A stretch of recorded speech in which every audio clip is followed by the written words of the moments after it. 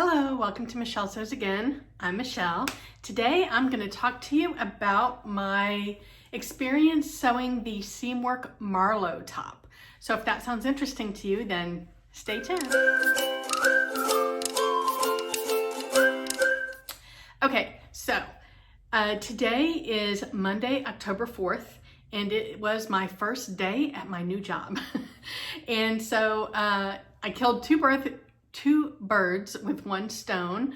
I made a new top last night, and it is purple, so it supports my sewpurpletoendalz challenge that I'm running in the month of October, and it also gave me a new top to wear on my first day of work.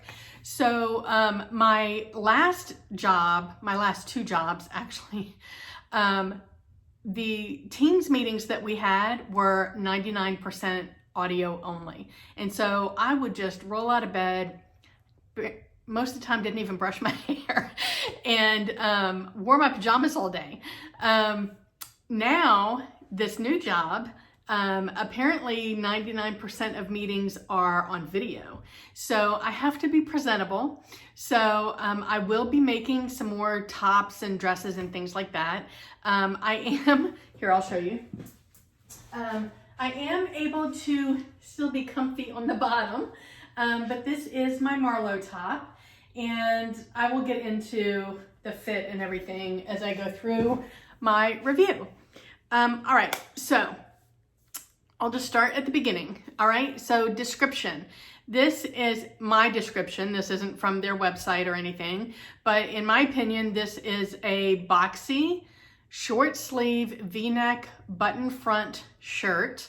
It's got a split hem on the sides, and the front hem is slightly shorter than the back hem. It has a cuff on the sleeve. It's got it's got a hem facing, so you don't just turn the hem under, it's got a facing. It is designed to sit at the top of the hips. I've already done it, but I'll insert it again, the pattern image, the model, and you can see on her, it's sitting at the top of her hips. And so I'll explain fit-wise why mine doesn't sit there. The sleeves are grown on, so there's no inset sleeve, you just have the cuff on the end. So that's pretty much the description. Yeah, that covers it.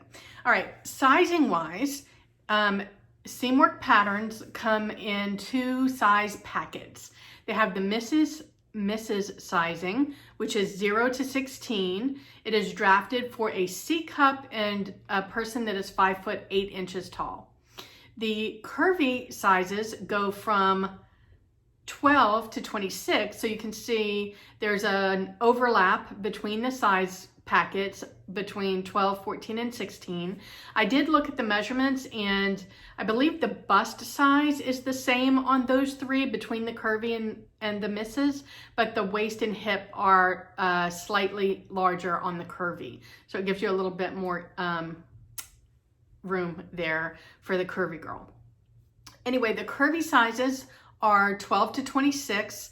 They are drafted for a D cup and a woman that is 5'9". I always find that amusing. I always have, because when I would go shopping before I started sewing, and I would go shopping for plus size clothes, they always, I'm 5'1", so it feels like the rounder you are, the taller they expect you to be. Maybe that's a general rule, and that tends to be more common. I don't know, but it's not always true. Okay, so that's the sizing. There is a lot of ease in this pattern. So for the Mrs. sizes, the bust ease is 8 1/4 inches, and the waist ease is 19 3/8 inch. That's a lot of ease. For the curvy sizes, the bust ease is 8 1/2 inches, and the waist is 16 inches. And that's, yeah, there's definitely a lot of ease there. For measurements, the Mrs. sizes, and I'll pop the charts up here, so if I'm talking too fast, you can see it. 0 to 16, the bust is 32 inches to 44, waist is 24 to 36, hips are 34 to 46. The finished measurements for the bust are 40 1/4 to 52 1/4, waist is 39 7/8 to 51 7/8, and hips are 44 1/8 to 56 1/8. Technically here, if I didn't want a lot of ease in my garment, then I could fit in the size 16. It would just be a closer fit than what I have here. All right, for the curvy sizes, 12 to 26, the bust is 40 to 54 inches, waist is 33 to 47, and hips are 44 to 58. The finished measurements are bust 48.5 to 62.5 inches, waist 49 to 63 inches, and hips 52 5/8 to 66 5/8 inches. I fall somewhere between the 22 and the 24, so I made the 24. And I'll get into the sizing toward the end. All right, fabric wise, you need anywhere from 2 yards to 2 3/4 yards. As usual, that's dependent on the size that you're making and the width of the fabric that you're choosing. The size that I made and the width of fabric that I had, I used 2 1/4 yards.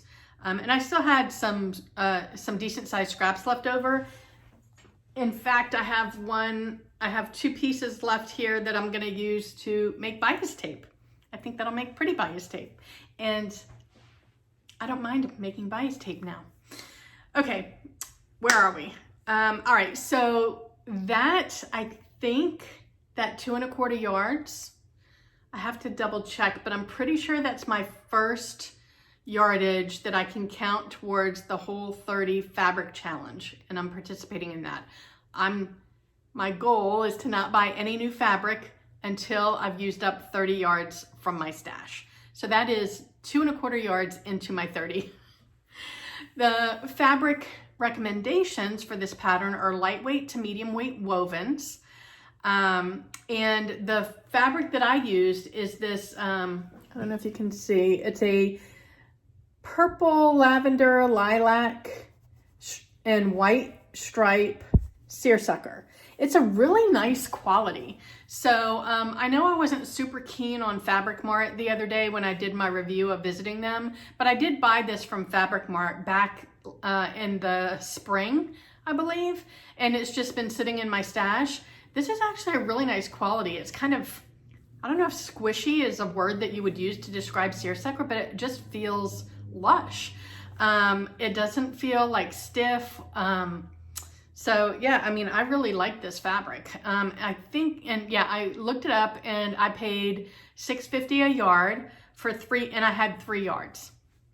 That's why I have so many scraps left over. And this is a 58-inch wide fabric. I looked it up, they no longer have this colorway, but they do have a green and white colorway, and I'll link that in the description box if you think you might be interested. For the pattern, there are 7 pattern pieces. There aren't multiple views on this pattern. It's a one style pattern. And I don't know that you really have a lot of options. Because I am team bias and not team facing, I halfway thought about using bias tape. But once I got to the hem and saw that it was the split hem, I figured I would just use the facing, and that's what I did. So pattern pieces are the front, the back, the front facing, the back facing, the front hem facing, and the back hem facing. And it's standard 5/8 inch seam allowances throughout. All right, so construction wise, it was really very straightforward. I didn't have any trouble with the front or back facings. Obviously you've got, you sew the shoulder seams together and the side seams. The only 2 places that I struggled were the cuff, the sleeve cuff, and the hem facing. The sleeve cuff, I just needed to read through the instructions a couple of times before it clicked, because your seam allowance is on the outside of the garment. And so I think that's what was throwing me off, is like the order that they were telling me to sew it didn't make sense, because I was expecting to sew it to the inside, but you don't. You sew it to the outside, and then you understitch it, and then you just flip the cuff up and it stays in place. So that one, it just took me a couple of read throughs for it to click, and then I was fine. The front hem, the front hem facing. So you sew the 2 front hem facings to the back hem facing first, and then they tell you to lay it out along the hem after you turn the front facing out. But the way that they worded it, I didn't understand to pull it all the way out. I don't even know how to explain this. And now that it's sewed down, I can't show you. Luckily, I mean, I read that through and looked at the images, and I couldn't work it out. And it wasn't making sense. It wasn't fitting. I'm like, I'm doing something wrong. Luckily, they have a sew along on the Seamwork webpage, and it's a video, and they have timestamps. So I didn't have to watch the whole thing. I mean, I was basically done at this point, other than the buttonholes and the buttons. So I was like, please let me just find the hem facing. And once she, like, the very first thing that she did, I was like, oh, duh. Okay. So you just pull the hem facing, or the front facing, out in a single. I was folding the whole thing over, like both depths of fabric, and I really needed to fold just the side with the interfacing out and put right sides together. I'm probably not making sense, but the video tells you everything you need to know. And once that part clicked, the rest of it was easy. So construction wise, now that I have those 2 things worked out, it was really very simple. It's just a great everyday top. I love the V-neck. I love the fact that it's got buttons that I don't have to use. So technically, if I didn't want to do buttonholes, I wouldn't have to. I could just sew buttons on for decorative purposes.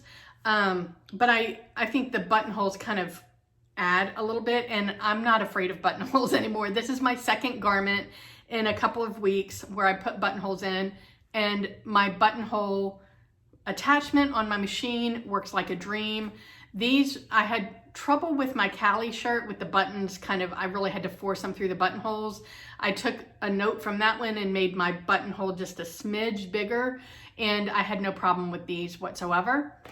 So bring on the buttons. I'm gonna do buttons now. So next stop, zippers. Anyway, so I love this top. It's perfect for the South Florida heat. It's perfect for me to throw on with leggings, and I can walk outside and this doesn't look bizarre, in my opinion. I dressed it up today with some jewelry so that if I had any video meetings, I would look presentable. And yeah, I'm pretty happy with this top. Let's see. The sleeve cuff I think is pretty cool too, because the way they have you cut it, it goes in the opposite direction if you're doing a print. You see my stripes are going this way on the top and they come this way on the cuff, and I like that contrast there. There really wasn't anything I didn't like about this pattern. I wish that the wording on the hem facing instructions would have been a little bit more clear, but thankfully they had the sew along, so I didn't struggle for very long before I jumped into that sew along. Yeah, so that's pretty good. Now, sizing wise, there's a lot of ease in this, even for me. You guys know I like my boxy clothes, but let's see. See, I mean, I feel like there's a good inch to inch and a half, if not 2, that I could take off each side and I would still be comfortable with the fit of this. So I definitely feel like I would size down the next time, or, you know, nah. I was thinking maybe I would put waist ties in so that I could adjust it however I want, but No, I would definitely just size down next time. I've got plenty of room to do that. And I'm definitely going to make this again. I don't know when, but I like this, and I can see this being a really great basic top. I really like the V-neck a lot. So tell me, have you made the Marlow? Do you make a lot of Seamwork patterns? I am a member. I forget what comes with that, but I get 3 downloads a month, or with every new introduction. I'll have to look that up and I'll put it at the bottom here because I don't remember at all. But I really like the Seamwork patterns. I love how size inclusive they are. Their styling is my kind of styling. And it's my first purple make for sewpurpletoendalz. So I would love it if you're gonna join the ALZ challenge to let me know in the comment box. And if you've made a Seamwork pattern, or if you've made the Marlow, let me know. Have I inspired you to make the Marlow? Let me know. That's it for me today, guys. So wherever you are, I hope the weather is amazing, and I hope you're able to get some sewing in. Thanks so much for joining me. Bye.